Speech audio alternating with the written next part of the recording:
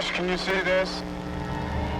The crew of the Nostromo wasn't prepared for the nightmare awaiting them on the moon that will be known as LV-426. An alien beacon of unknown origin draws the crew out of their slumber to go on a search and investigate mission on behalf of the company. In this video, I give my interpretation on the derelict ship as I remembered first watching Alien in 1979 and how it reached into our fears of the unknown, creating a personalized lore that made the science fiction horror so effective. My discussion, my essay, is seen through a prism of a film that stood alone, where there were no official lore, no canon, at least not yet, only influenced by the movie and its novelization that was just as frightening. Aliens, Prometheus, and the films that followed decades later didn't evolve yet. All we had was our imagination. Because of the ambiguity of the in-film universe, my take of its world was more grounded. Aside from interstellar travel, we are introduced to contemporary characters, highly skilled worker class, space truckers returning home with non-renewable resources as cargo. This immediately contributes to the inferred status of extraterrestrial life. From what I remember, the novelization was ambiguous if alien life, intelligent or not, had ever been discovered. The universe Alien had created, I found it more fantastic, more intriguing, more frightening, that the Nostromo came across an alien signal, a sign of intelligence, out of blind luck. With human civilization struggling for resources, 7 dreamers are the first to possibly make contact with outer world beings. The incentives that sent the crew unprepared to the surface run across many human traits: curiosity, commitment, reluctance, and greed. There is hesitation and resistance. Parker speaks up and questions if the crew is qualified to do something so important and dangerous, but the fear of reprisals from the company puts everyone in line. It is another example of the loneliness of the future. Captain Dallas, First Officer Kane, and Lambert volunteer to march to the beacon's origin. They descend into a world from their machinery. They are dwarfed in size, showing their insignificance. Their surroundings morph from cold and mountainous to almost prehistoric rock formations, resembling fossilized bones of a large creature made extinct long ago. They approach and reveal the derelict ship, a spacecraft of unearthly origins that may have made its arrival a millennium or eons ago. The helmet lights of the 3 are merely specks of bright dust in a fantastic universe. We see through the lens of a video camera, but it looks more like a bizarre dream, almost unreal and unbelievable. The ship's design is unorthodox, beyond our limits to what we judge as practical. Captain Dallas and his crew find a way inside the vessel. They discover a hallway that is unlike anything seen before. It looks to be repurposed, redecorated. Bones and flesh, long fossilized. Are they walking down through the middle of a rib cage? Kane is the first to climb into the chamber of the space jockey, a giant humanoid sitting in his chair underneath an oversized telescope-shaped device. It is fossilized in its chair, almost growing into it. Dallas recognizes and comments how something had burst out of its chest.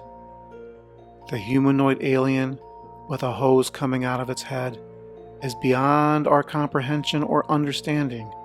All we know, it came here before humans and died a very long time ago. The space jockey is alone, not a trace of its fellow crew members to be found.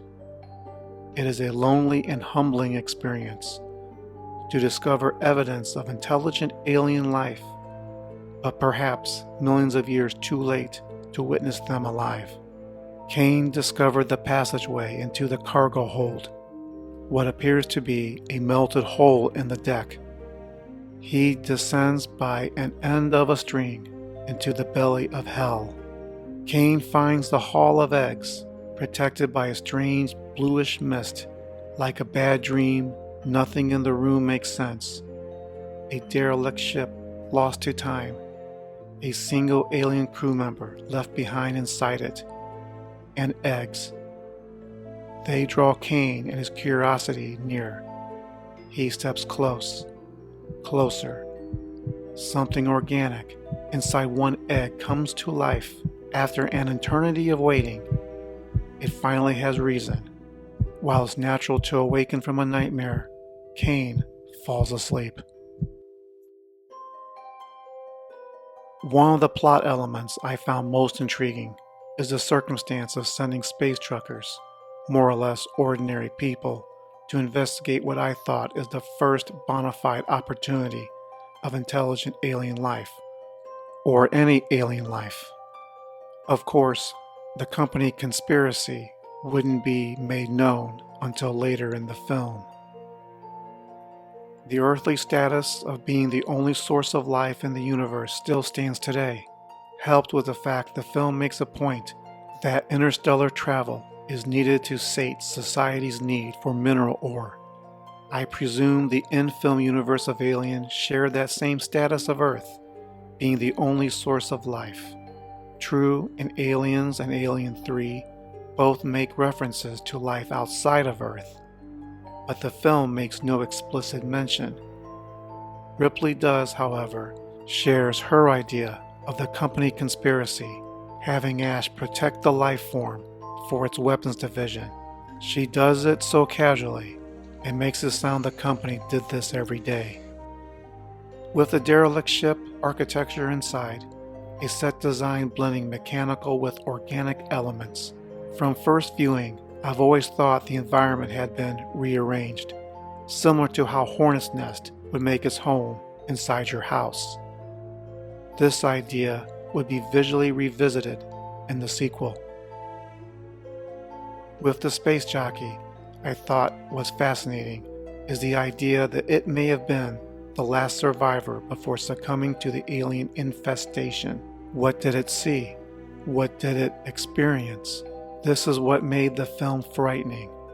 The less we know, the less we are told, the more powerful the story becomes. Regardless what Prometheus tried to make me believe, the original run of Alien had me convinced the crew of the alien spacecraft had experienced in the past what the crew of the Nostromo will experience in their very near future. We'll see this technique of presumed lore, a mystery experienced off-screen in other films, in particular John Carpenter's The Thing. But the space jockey was larger and more advanced in intelligence, highlighting the severity of the threat. This takes me to Ripley sharing Mother's assessment of interpreting the alien distress call as a warning beacon. Other than its role of foreshadowing, this hinted at the space jockey's human quality or decency to send a signal to stay away. I took the beacon as a universal one, to be heeded by all space-traveling life forms, not just its own species. It's an admission of defeat and a dire warning to keep distance, or you too will share their fate. As far as how the space jockey looks, there's been a couple retcons or rephrased descriptions to explain the differences between who we saw on LV-426 and who we see in Prometheus. Is that an elephant trunk or a breathing tube? Why is it fossilized and looks like it's made out of bone? Why does it resemble a space hugger, although it can't be one? Was this a subliminal hint? My take has been that it deliberately looks, well, alien, and somehow out of reach what we can understand normally. There was something really creepy about being the last of his crew. What about the blue mist Kane breaks through? Was it a mechanical sensor or something organic that protected the eggs that guaranteed its survival? Alien certainly had the motif of the organic meets the mechanical, but I think we weren't supposed to fully understand. The narrative is the eggs were there a very long time, and Cain disturbed them when he shouldn't have. What went through my head regarding the Hall of Eggs, that it was a mystery, an alien room of giant eggs and the horrors inside of them was something new. And unlike Prometheus wants to tell me, I never thought of them as cargo or bioweapons hauled through the galaxy. I thought they were of unknown origin. Whatever had happened 10 million years ago was something insect-like, laying the eggs, and it too disappeared. This theory would be visualized in Aliens, and certainly more horrific than the unfortunate redefinition made in Prometheus. Let me know in the comments below, what did you think of the alien spacecraft without the benefit of its sequels? What was more interesting, the space jockey of Alien or the engineer of Prometheus? Like, share, or subscribe if you want to see more content like this one.